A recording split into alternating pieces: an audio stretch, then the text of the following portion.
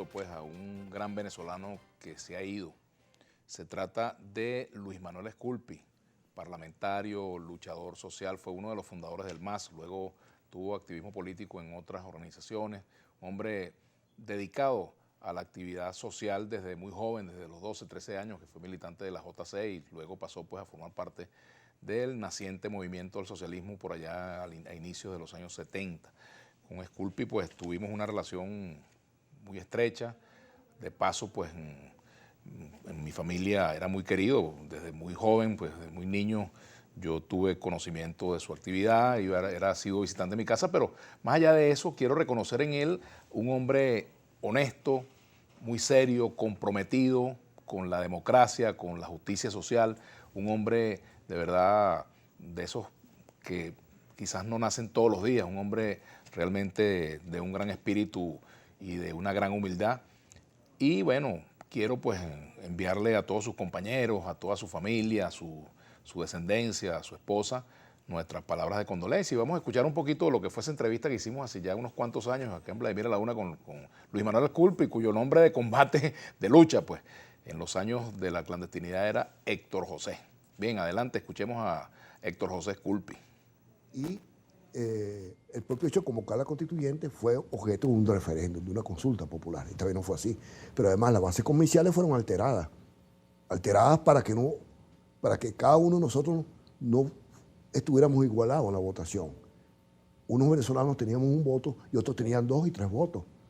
Se buscó una manera de que el oficialismo se garantizara anticipadamente una mayoría con los votos sectoriales, con la votación corporativa.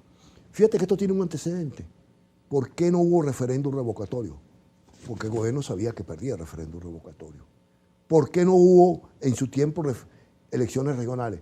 Porque el gobierno está consciente de que el país se ha conformado una nueva mayoría que se expresó con mucha fuerza en las elecciones parlamentarias, donde se sacaron 2/3 de los votos, una cosa que sorprendió incluso a sectores de la oposición.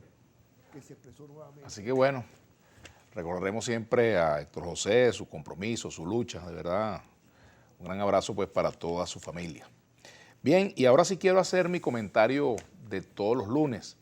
Hoy se cumplen 20 años del golpe de Estado del 11 de abril del año 2002.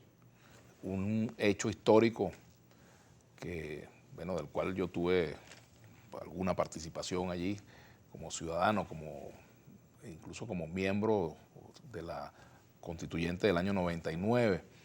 Estaba en esos días ya predesignado para ser embajador en Brasil. Tengo muchos recuerdos de esa fecha, pero más allá de hacer un recordatorio de esos momentos tan difíciles que se vivieron en esa fecha, quiero ver a Venezuela 20 años después, la Venezuela que tenemos, con muchos de los problemas que de alguna forma originaron los acontecimientos del 11 de abril, porque ciertamente hubo una gran movilización popular, una gran movilización de gente descontenta con el gobierno en ese momento, y también hubo una manifestación de gente que apoyaba al gobierno, entre los cuales me contaba yo en ese entonces, ¿verdad?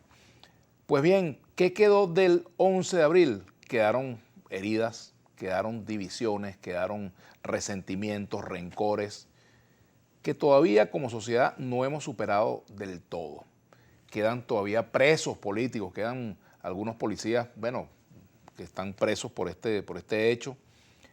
Y de paso, bueno, recordar que también algunas figuras claves en ese momento, en el regreso de Chávez al poder, no están. Por ejemplo, el general Baduel murió en la cárcel.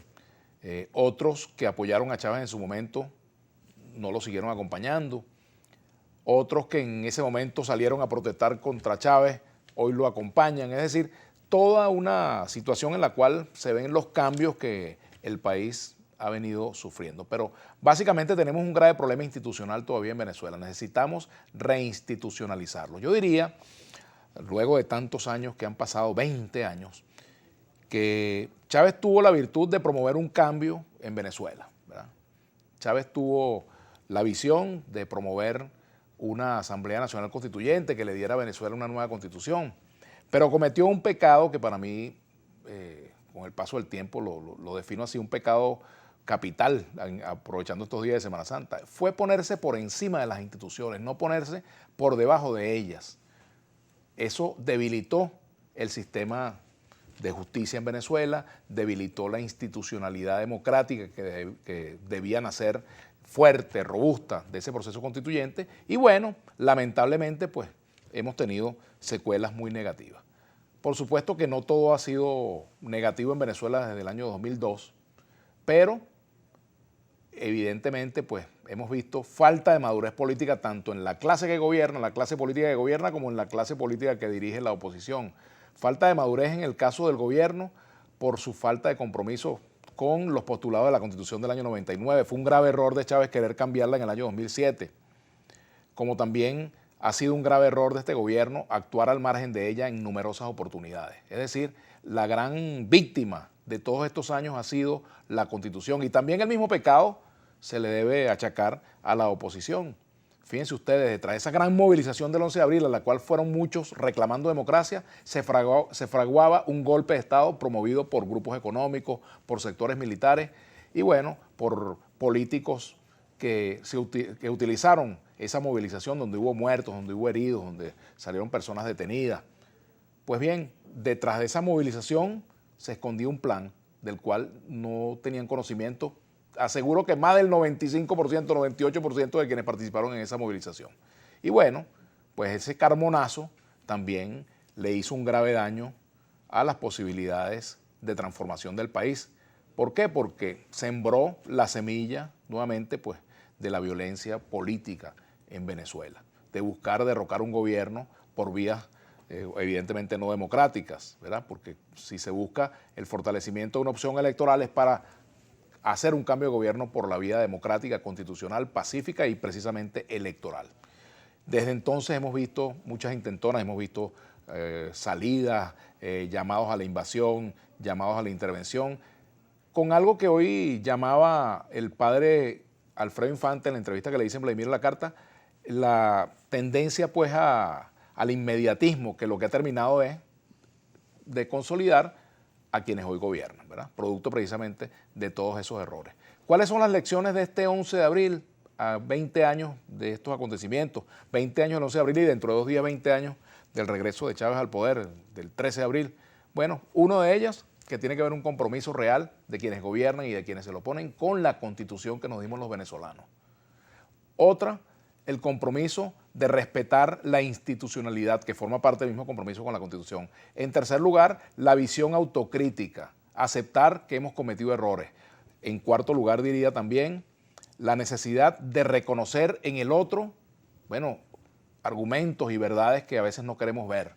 Para que podamos resolver por la vía del diálogo, la negociación y los acuerdos en Venezuela, tiene que haber plena disposición a mirar las razones del otro, a ponerse en los zapatos del otro, entender que quizás el otro que protesta o el otro que está descontento o el otro que se aferra al poder con miedo a que lo derroquen, también tiene sus razones y por lo tanto hay que entenderlas, ¿verdad? Para que podamos entonces transitar hacia una sociedad verdaderamente democrática, hacia una sociedad verdaderamente plural, hacia una sociedad con unas instituciones fuertes, porque una sociedad con instituciones débiles, pues es una sociedad que jamás podrá llamarse una sociedad democrática y correrá peligro de cosas como el 11 de abril, que ocurrieron en el año 2002, correrá peligro permanentemente mientras no se resuelvan esos nudos que entraban el camino hacia la superación de nuestros problemas. Así que con ocasión de este 20 aniversario del 11 de abril, pues mis votos para que este conflicto político en Venezuela se resuelva en paz, para que las negociaciones o las conversaciones que hemos visto en los últimos días, que se han anunciado, pues, y que han venido caminando a paso muy lento, se traduzcan en acuerdos concretos que le devuelvan a Venezuela la institucionalidad perdida. Hasta aquí mi comentario por el momento y regresamos ya creo que con nuestro invitado de hoy, el padre José Virtuoso, rector de la Universidad Católica Andrés